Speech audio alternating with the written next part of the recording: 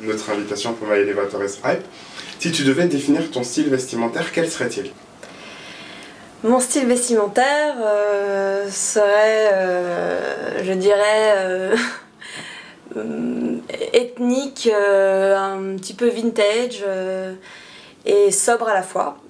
Selon les jours, j'assortis mon look à mon moral. Donc quand j'ai pas le moral, c'est du noir, des choses très simples. Quand j'ai envie d'avoir un petit peu de soleil dans ma tenue, j'aime bien les imprimer un petit peu voilà, ethniques, indiens, aztèques, etc. Et puis certains jours c'est la loose totale et je m'habille pas ou très peu, j'enfile un jogging et un t-shirt et voilà, j'y vais. D'accord. Si tu veux me citer 3 noms de marques que tu affectionnes, des marques vraiment qui te représentent ou que tu aimes bien, pas forcément portées pour toi, mais des marques que tu trouves intéressantes. Alors des marques très intéressantes, il y en a beaucoup, surtout que nous à Paulette on s'intéresse beaucoup aux jeunes créateurs, donc il y en a beaucoup que j'affectionne. Je dirais comme ça au hasard Shifumi, qui est pour moi le nouvel American Apparel français. Donc les nanas de Shifumi que l'on soutient activement.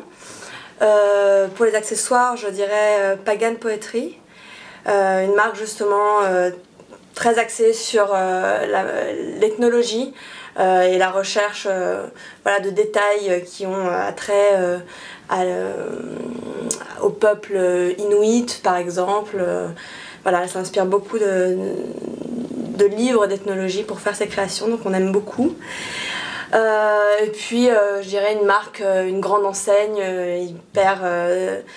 hyper connue, H&M. Je pense que c'est vraiment un incontournable pour nous les jeunes femmes qui n'avons pas beaucoup de sous et qui sommes toujours un peu à la recherche de pièces pas chères et faciles à porter.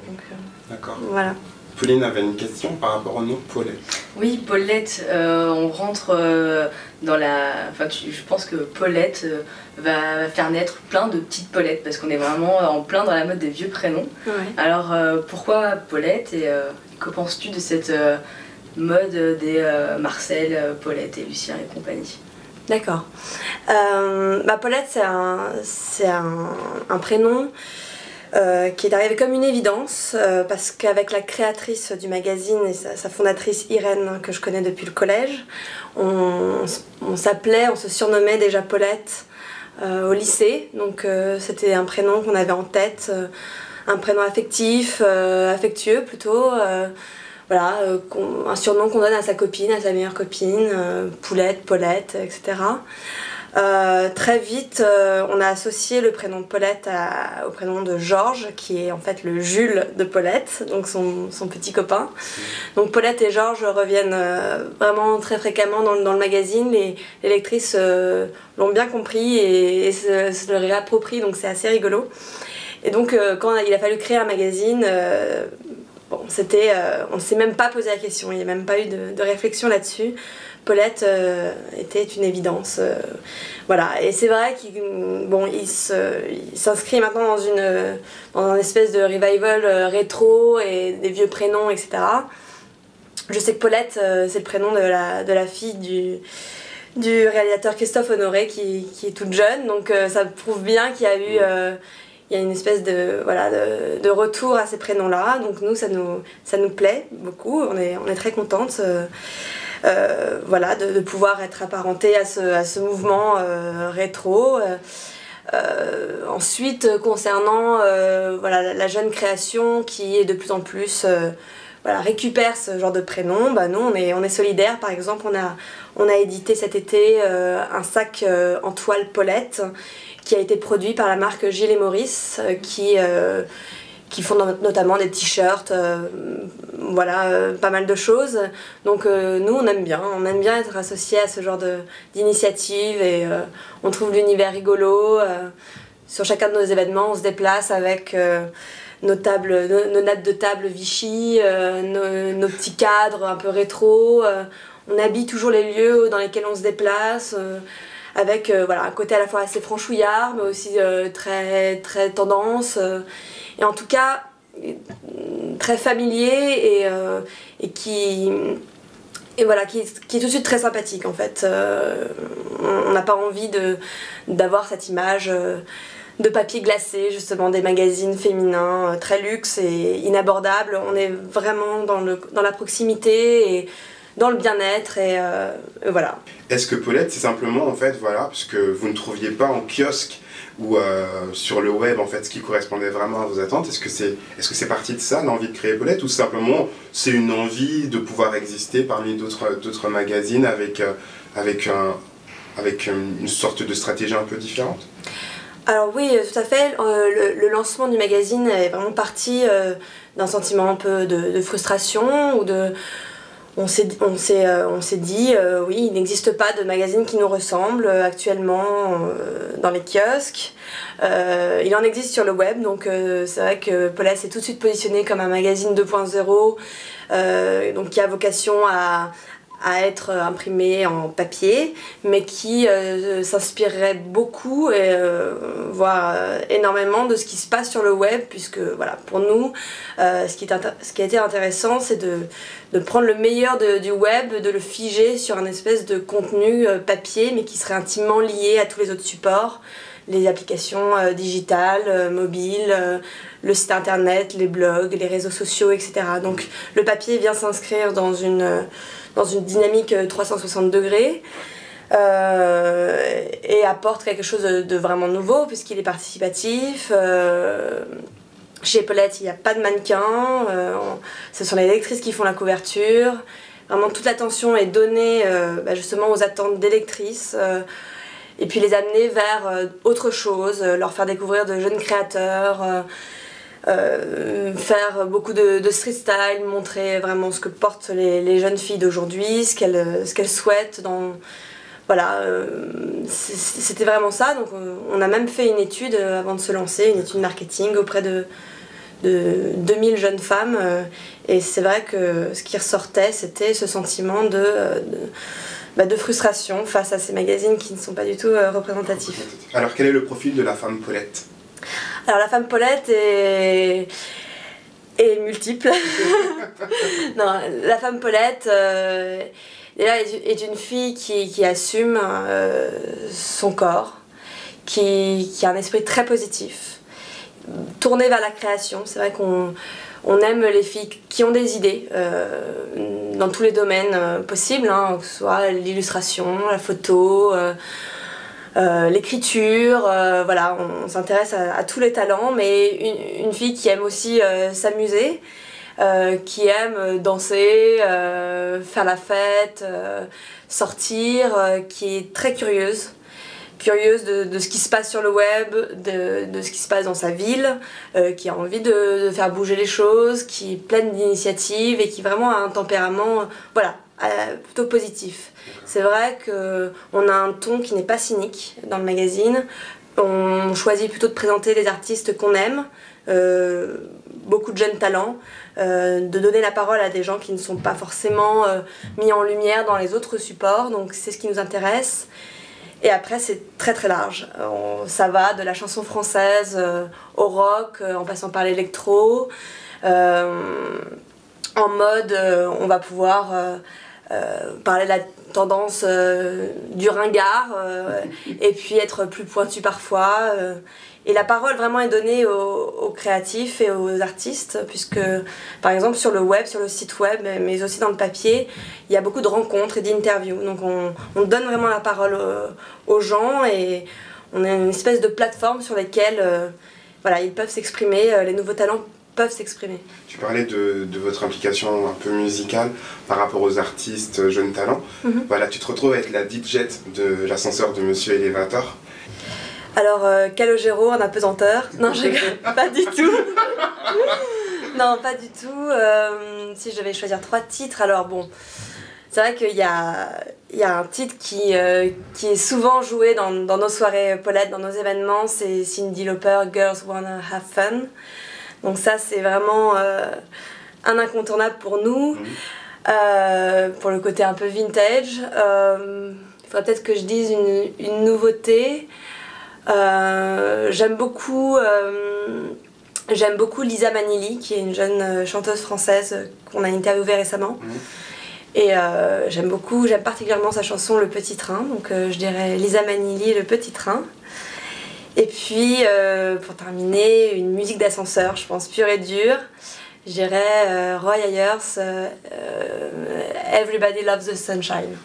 Voilà. Ça, c'est une vraie musique d'ascenseur. C'est vraiment. Ça amènera un peu de soleil dans l'ascenseur, parce que c'est pourri les ascenseurs. Pourquoi c'est pourri les ascenseurs? Bah, ça sent souvent mauvais, c'est sombre, ça tombe en panne. Souvent, on sent un peu à l'étroit quand même. Et non, toujours un petit sentiment de malaise quand je pénètre dans un ascenseur, j'aime pas trop. Moi, je suis seule plutôt... ou avec quelqu'un d'autre?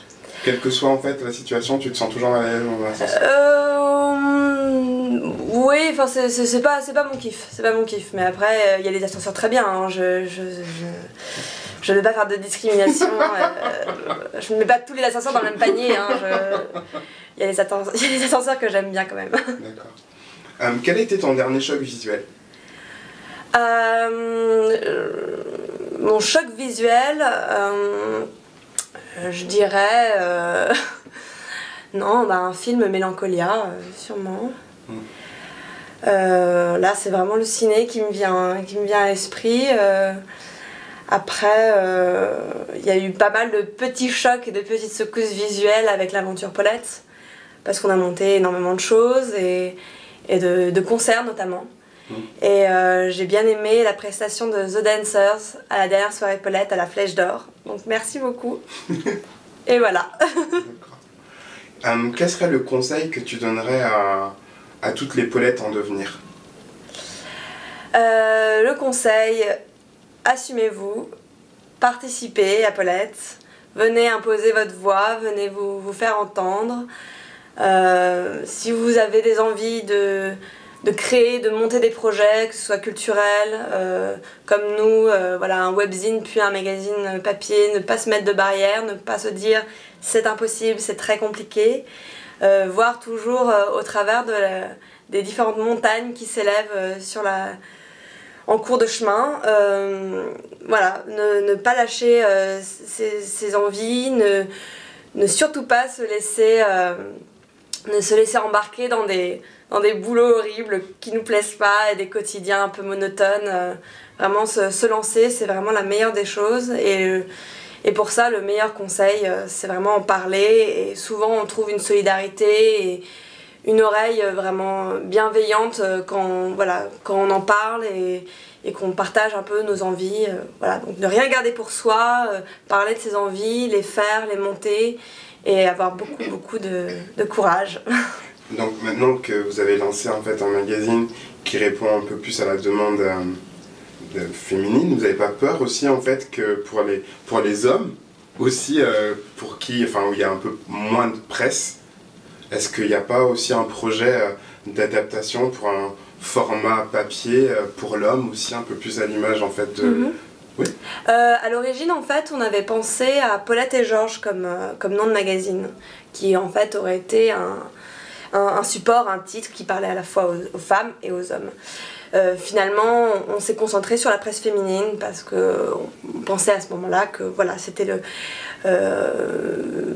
pour un début, il fallait vraiment commencer par quelque chose, donc on s'était concentré sur le pan féminin de Paulette, sachant que nos actualités culturelles et même de mode sur le web sont suivies par beaucoup d'hommes, ça on le sait. La version papier pense à eux aussi, aux hommes, puisque quelques pages sont consacrées en fait à la mode homme, donc ils pourront trouver quand même un shopping et des conseils de mode à l'intérieur de Paulette Magazine, donc soit ils le piquent à leurs copines, soit ils le commandent pour eux-mêmes. Une ou deux rubriques sont écrites par des hommes, des chroniques, sous forme de chroniques, etc. Donc on laisse quand même un espace ouvert à nos compagnons, aux Georges.